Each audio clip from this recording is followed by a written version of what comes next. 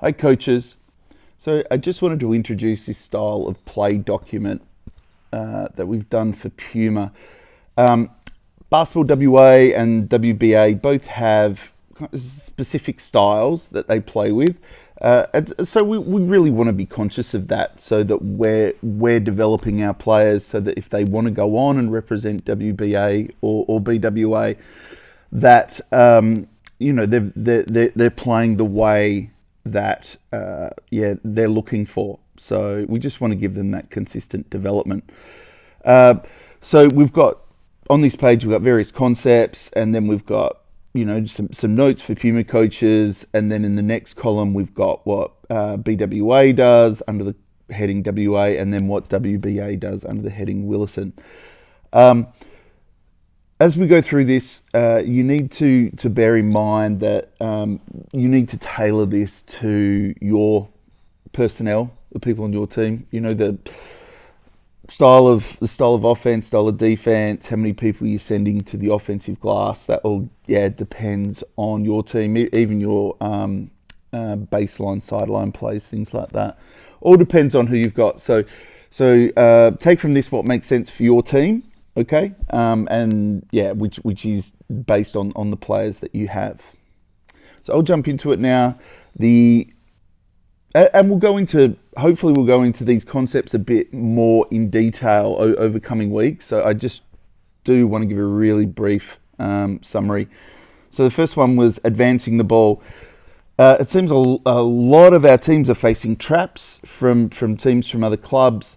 And so, it was quite important to our coaches to be able to understand and teach their players how they can bring the ball up safely. WA doesn't have any specific press break that they use. Wilton used a press break called Athens, which is a 1-2-1-1, and we'll go through that. So I've just got a court diagram now showing a 1-2-1-1 press break. I can't print these, so if you want to just take a screenshot and keep that in your photos. That might be the best way. Okay, so what we have here is player 4 has the ball, so he's denoted with a circle around him. We have our two receivers, 1 and 2 high on the elbows.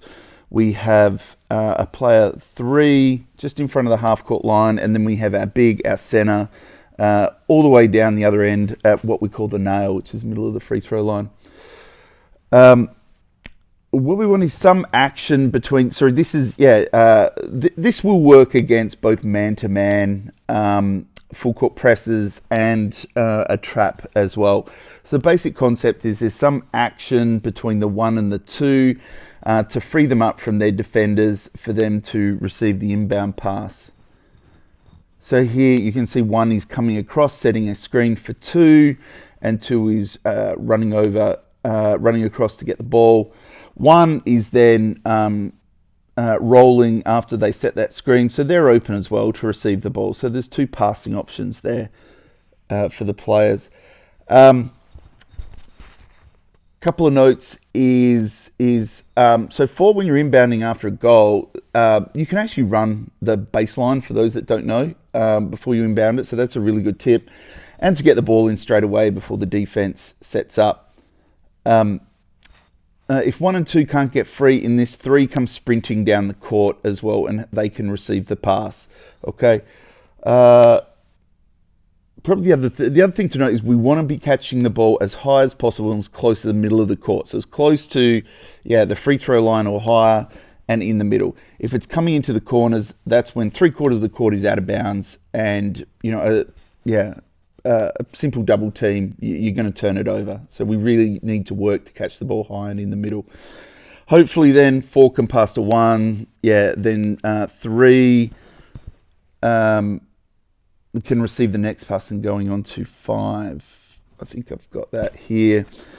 So here we've got, the passes come in to 2. 2 has the ball and can pass it on to 3. 1 is flaring out wide, so then you've got passing options, and 4 steps straight in after they've passed the ball in. So 2 really has that 3 passing options. They can pass forward to 3, they can pass across to 1, or 4 is really a like a pressure release. So you can pass back to 4, relocate, and then get the ball again. Don't let 4 bring up the ball. It's generally a big. You're just passing it back for you so that you can reset and get the ball again. And then hopefully, it's a pass forward to 5 from there, who is your big. So, look, it's a mentality thing as well. Is if you see a trap, know that if we keep our composure, we can pass out of it. You want to pass out of a trap, not dribble out of a trap, because it's faster to pass. Keep your composure. We can pick our way through it and get a layup out of it. So, if we can get our teams thinking, if we're trapped, it's a layup for us, then we're really flipping this.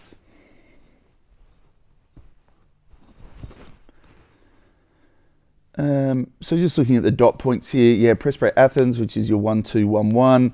The inbounded trails, they stay behind the ball, until it reaches half court as a safety, and then they're released. With development, all players should have opportunities to ball handle as well. So rotate that through. At this stage, we shouldn't be dictating who is a ball handler and who isn't, because they all have. We don't know who's going to grow, who isn't, and how they're going to develop. Okay, so moving on from advancing the ball onto transition offense. So this is the primary offense, both for WA and for Wilton, is that they play fast. Okay. You don't ever want to let the defense set up. You want to get the ball down as quickly as you can. So, and that's really been shown with all the stats from college and NBA, is that your most efficient half-court offense is nowhere near as good as the least efficient transition offense. So if you can get 1-on-1, 2-on-1, 2-on-2, 2-on-3, even, 3-on-2, 3-on-3, 3-on-4. Even if you don't have the numbers, that's still an advantage to coming up against a set defense of 5 players who have practiced playing as that set of 5. So we always want to kick the ball ahead as quickly as we can when we get it. So when we catch the ball, we want to pivot, stop, look down the floor, and find that next passing option. If there's nothing down the floor or nothing laterally, then we're looking to put the ball on the floor. We only dribble when there's no one open. I think I've got a court diagram of this. Okay. So here in this one, we've had a big 4 get the rebound, and they can look to outlet it to 1. 4 doesn't have to outlet it to a guard. You know, it's great if you can be your own outlet, get a rebound, and 1, 2, 3 dribbles before you kick the ball ahead. Okay, so they don't have to outlet. Once 1 does receive the ball, they need to come and get the ball from the big. Then we always want the ball brought up through that middle lane between the lane lines. Okay, we want to keep the ball in the middle of the floor so we can pass both sides. We want to have runners in both of the outside lanes. We call it running the rails, as close to the sideline as possible, and running down. So we've got 2 and 3 who are both sprinting the floor at the moment. We have the big, the center, who we want running through the middle, hopefully getting down to the nail so we can get the ball to them. So then we're showing as we push this, so 1's dribbling into the middle, they've got the 3 passing options. You can see 2 and 3 are sprinting to the corner, wide and to the corner. The reason we want to do that is we want to flatten the defense as well. And the wider we are, then the more area that the defense needs to cover. They can bounce back from those corners once they hit there, but they do need to sprint and get there before coming back. So they're running, looking over their shoulder, waiting for the pass. Once 5 goes to the nail and there's no kick ahead pass to them, then they should be going to the low block to create room. And 4 just trails. So, I mean, that's the standard way a kind of break is run. The way I changed that for juniors is I just tell everyone just get sprint out to the nearest sideline and then down. So we don't actually run the 5 through the middle. We just run everyone out. And we make the defense choose. Are you going to stay in the middle to defend the ball, or are you going to go out to the sidelines to defend? It's just a bit easier for them to remember that everyone gets out and runs the rails.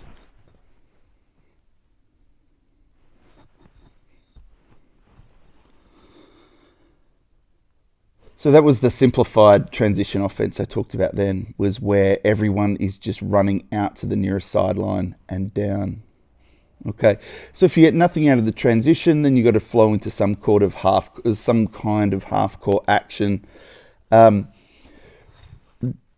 Willetton all favour some kind of dribble drive offense. So the most important thing is that we get the ball into the paint. Yeah, you get 2 feet in the paint with the ball, and then you're making a read. Then you're making the basketball play based on what the defensive coverage is doing. Okay. I'll just jump over and show you some court diagrams. I'll just explain split kick extra in WA. So split really just refers to beating your defender and getting into the paint. Kick is then a kick out to the 3-point line, and extra is just an extra pass. So they want to drive, get into the paint, pass the ball out, and then make an extra pass for the shot. Long or short are variations of a kind of flow offense that Willetton does. It's a bit complicated, but I'll see if I can dig up some play diagrams on that. So just see if I've got half court here. Okay, I do. So I've got. This is a pretty typical 4-out, 1-in half court offense. So we have 1 and 4 at what we call the slots, which is in line with the lane lines. 4 was the big who got the rebound and trailed, and then we've got 1 at the top who has the ball. 2 and 3 are spaced to the corners. 5 is on the low block. 5, the closer 5 can play on the baseline, the less the defense can look at him, because then they can't be watching him and watching the ball. Okay, so the closer they can be to the baseline, the better. 2 and 3, so we do want to space to the corners, or at least what we call the turns, which is where the 3-point line flattens out and is parallel to the sideline. The whole reason we're spacing, the whole point behind it, is that you can't be double teamed. Yeah, if you're going to come and double team the ball, then I can pass the ball to another player, and they can shoot the ball before the defense can recover. You know, so if it takes a second for the defender to run between 1 and 2, it takes me a quarter of a second to pass and half a second to shoot, then we're getting that shot off before. So that's the whole point between spacing, why we want kind of 12 feet between everyone, because it avoids double teams. 5 out is also really good at a junior level. So here you can see we've got 4 players out, and then the 5 starts at the elbow, and it's just setting a step-up screen, and then he can roll, and we can space for that. So then we've got 5 out. 4 would move more round to the wing, and 5 would go to the top there. So, we're just looking to move the ball, drive, get feet in the paint, and make the pass. Okay? And we'll get into where that pass should go in a tick. So I'll just recap on these bullet points. Yeah, any form of drive kick offense, get the ball into the paint. We want to space to the corners. Yeah, we do want to play positionless basketball with juniors. Positionless is probably the wrong term. What we really mean is players rotating through positions. You know, you always want, say, a 5 who's going to be at the low block. But yeah, you could have different people play that 5. I do have generally our smarter players play that 5 spot because they know how to read the defense and get open. So something that's taught a lot is what we call 0-second decision making. And that is, you're never more open than when you first receive the ball. Okay, so it's that moment when you catch the ball in the air, your feet hit the ground, you must make that pass, drive, or shoot decision. Okay, and that depends on the defense. Good defense up on you, you're moving the ball straight on again. Defense up too close, off balance, you're driving on them. Defense too far away, then you're shooting. Okay. After you've got your spacing, okay, and we're drilling 0-second decision making, then we want to be drilling kids on cutting and setting screens, both on ball and off ball as well. Under 16s and above, they can play a zone defense, so you do need to play a different way against the zone. Very difficult to dribble penetrate against the zone. So what you want to do is you need to shift the zone, and so we want to do a lot of ball movement. Our player movement needs to involve a lot of cutting and as well attacking the gaps. If you can attack through the low block, it's a one-on-one there. So an offense you'd look to play is like a 3-on-2 or a 1-3-1 against a 2-1-2 zone, but we can try and cover that off at another time. Okay, our third action. So we talk about when we first got the ball, we're in transition, we're attacking, we're passing the ball up as quickly as we can. If the defense gets back and we don't get a shot out of that, then we're spacing out into our half-court offense, trying to drive, get feet in the paint, and then make a read based on that. So receiver principles is about how players should move when we drive.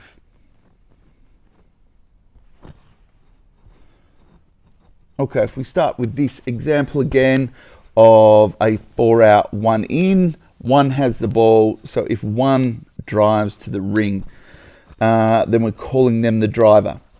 Okay, so the person on the same side of the floor as the driver, as number one, should move to being behind them. They're called the drag. The reason, that's our safety position. And it's also, if you get into trouble, the driver gets into trouble, there's never any defense behind you where you just came from. So they can pivot, kick the ball straight out again to the drag. Okay, so the drag is always being sucked in behind the driver.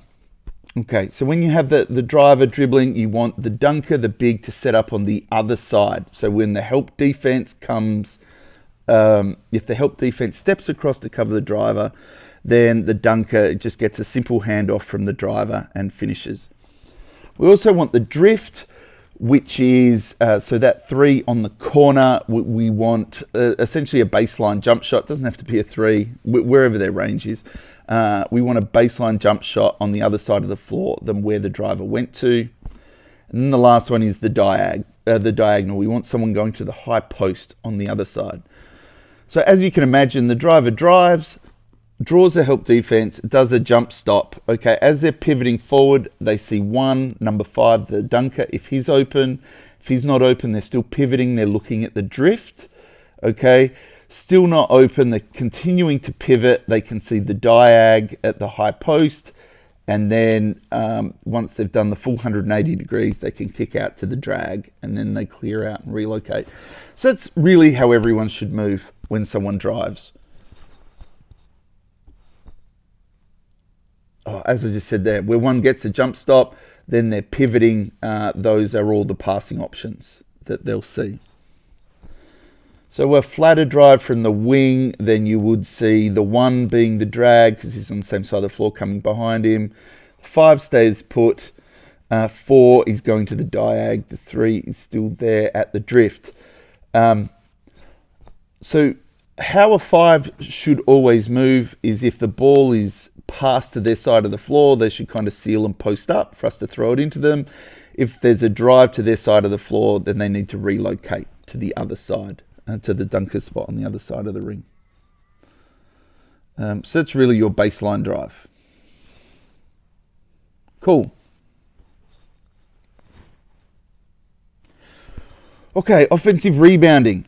How many people do you send to the glass? Because it is a trade-off. The more people you send to get an offensive rebound, the less people you have getting back on defense. Completely coach's choice whether you're sending one person to rebound or whether you are sending up to 3. I'd never send more than 3. You need to be getting 2 back to safety positions. And we'll talk about that transition defense. But yeah, when a shot goes up, ideally you want someone going to the top of the key and someone going to the half court straight away as safety position. So they're not rebounding. What's important is someone's got a job. You're a runner or a rebounder when there's a shot. You know, if you're a runner, you're running back to a safety position. If you're a rebounder, you're really crashing the glass and going for it. But that's up to yourselves to work out. Okay, our baseline out-of-bound plays, sideline out-of-bound plays, after timeout plays. I just think we really got to keep it simple. You have 45 minutes with your team a week, and that is it. And there's so much to teach them, and yeah, so little time. We can't be drilling these kind of plays in them that will only come up. Won't come up a lot. So I keep it really simple. We primarily just run plays just to get the ball in safely. I think I've got a couple of examples here. Okay, so this is just a huddle. We just tell our team to huddle in the nearest circle on the floor. And they all huddle, and then the inbounder, in this case 3, just does a ball slap just before they inbound, and that's the signal for everyone to run. Everyone naturally runs in a different direction at a different speed, and we will get someone open to make the ball in, to pass the ball into. Similar example of a baseline play is what you call a stack. Okay, and people will have predetermined roles. So you're stacking in front of the inbounder. One may flare out, another one may cut into the ring, and someone on the line will set a back screen as well for someone to cut through and receive the ball. So yeah, just really simple, just a huddle or a stack, just to get the ball in. I think is the best way to go. And that's all on offense. Okay, moving to defense. Transition defense. So WA Willetton all preach ball, basket, sprint. So as soon as we turn the ball over or take a shot, someone is going to the ball to defend the ball, and the whole point is to slow it up, to force them to the sideline, to stop an outlet pass. We have as well someone sprinting back to the basket to stop a fast break, and everyone else is sprinting to cover and pick up players over the floor.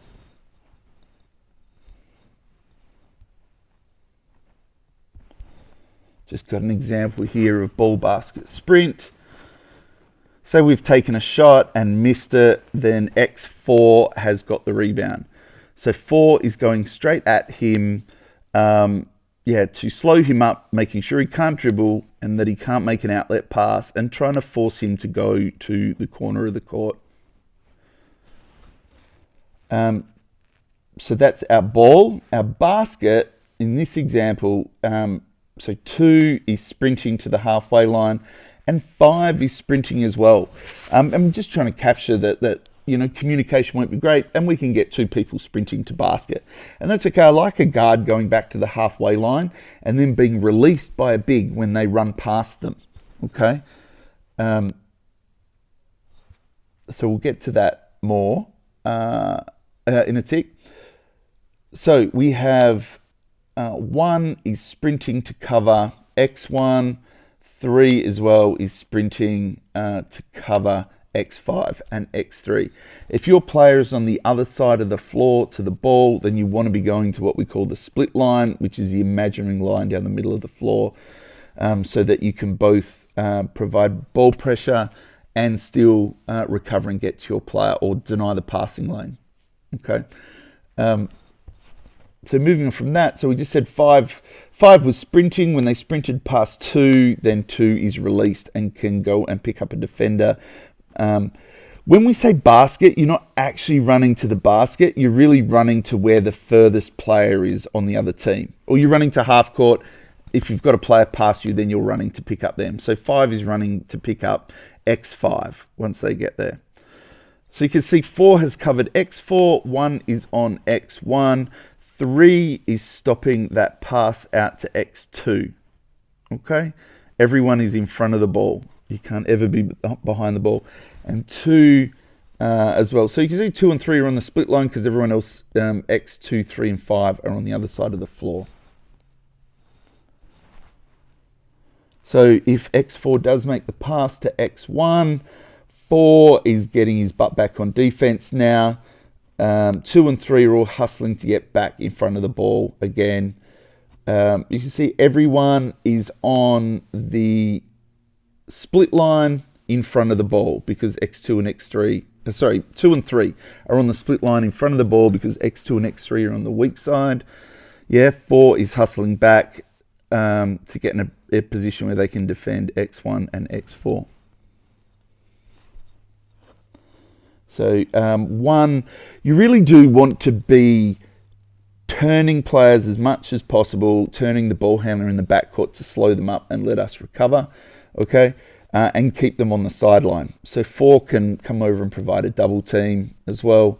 2 and 3 are still making sure that there's no pass to the other side of the floor. We're locking the ball into one side of the floor. And that's our transition defense.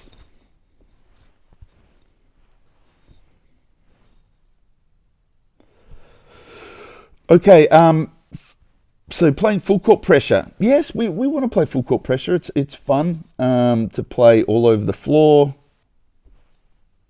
I don't have an example of it. But it is essentially just picking up, after we score, it's picking up your players as quickly as you can down the floor. Run and jump just refers to playing in front of your player, and if you get beaten, then recovering to the next player in line. It's a very high risk, high reward way of playing run and jump. Trapping. Look, we don't normally trap. We coach to develop, not to win. Okay, traps work because younger children can't pass from one end of the floor to the other. Okay, there are some traps you can do. Look, it does change things up a bit. You can run a trap if you want for a few, for a couple of minutes in a game. It's totally up to you. But if you want to change the tempo, you want to put some pressure in, something like that. There's a few traps out there, a 1-2-1-1, which is called diamond, your 2-2-1, or your 1-2-2.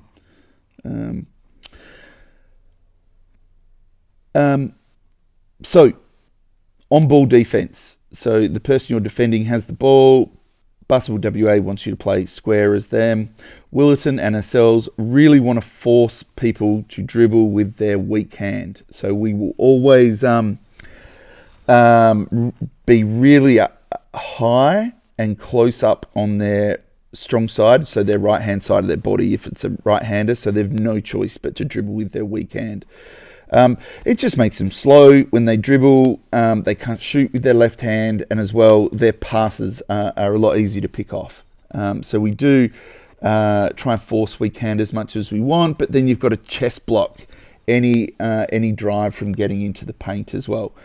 So it does require a lot of intensity and a lot of effort. But you'll find if you start forcing the other team to play on their left hand, then they're going to turn it over more bad shots. And you're not going to get beaten as easily going to the ring. We also want a really strong contest on the shot. We don't want to steal the ball generally. We don't want to block the shot. What we want to do is force them into a contested mid-range shot. That's kind of the best defense we can play. Box out, we just call hit and hunt. That's a WA. Basketball WA term, where you just want to step into the person you're defending, make contact with them with a forearm to get them off balance or to stop them from running in.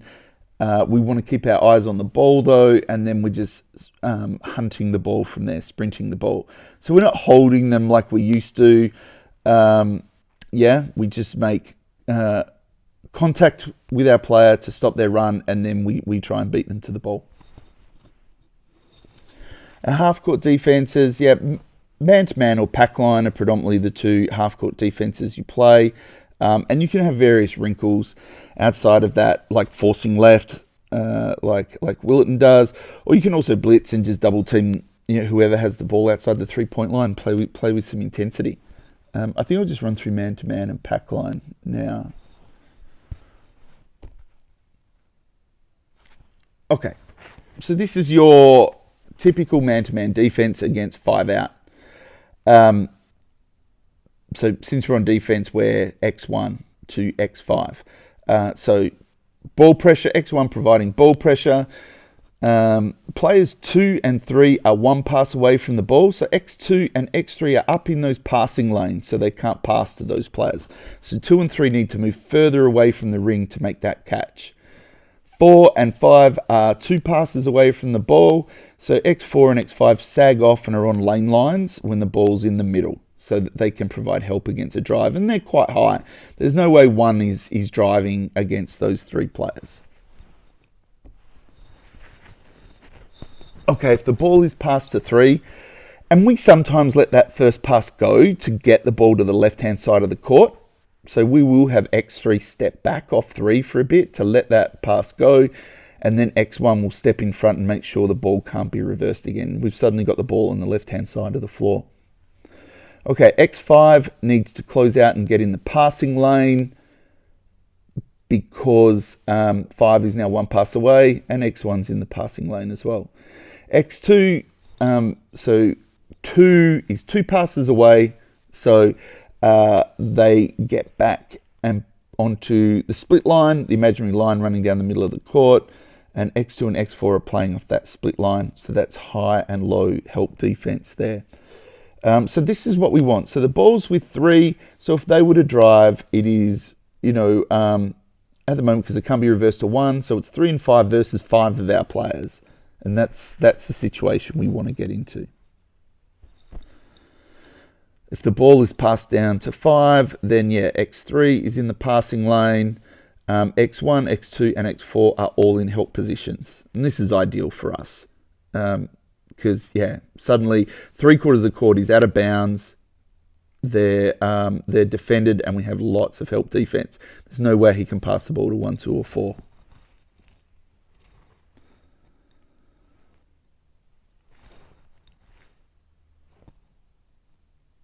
Okay, pack line.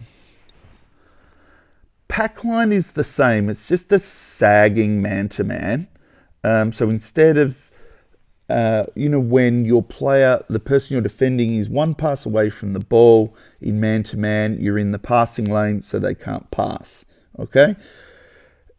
In pack line, X2 and X3 sag off and stay in the driving lanes of 1. Okay, so 1 can't drive.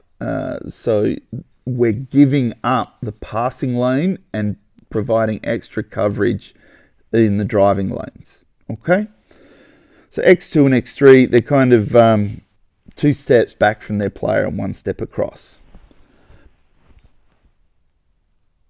In pack line, everyone stays kind of within like 15 feet of the basket unless your player has the ball. Okay, you're still defending your player, you're just sagging off them more and defending driving lanes.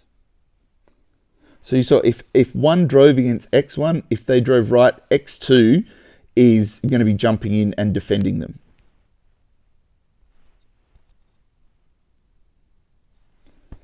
So we've got the ball on the wing now, so X2 is closing out. X1, you can see, is going into to help defend against a drive from 2. The same with X4. Yeah, but we're giving up those outside passes. In pack line, you need to be, if your player is past the ball, you need to be moving on that catch, and you need to be arriving at your player on the catch and have closed out on them. So if 2's passing 4, X4 has to be sprinting to cover 4 by the time he makes the catch. So you can see there, it's just, there's no way they're driving against that with X3 and X5 both on the split line in help. So ball in corner, X4 has closed out on them. X2 is coming back to help in case 4 drives, and then we've got 3 players on the split line. How you get beaten in pack line is through the baseline, okay? Because that's where it's more of a one-on-one and there's no help coverage. So we want to be forcing everyone left anyway. So we're kind of forcing everyone. It's the only player is, say, 5 in that. If 5 got the ball, we wouldn't want to be forcing left. We would be wanting to force the ball back up the floor again.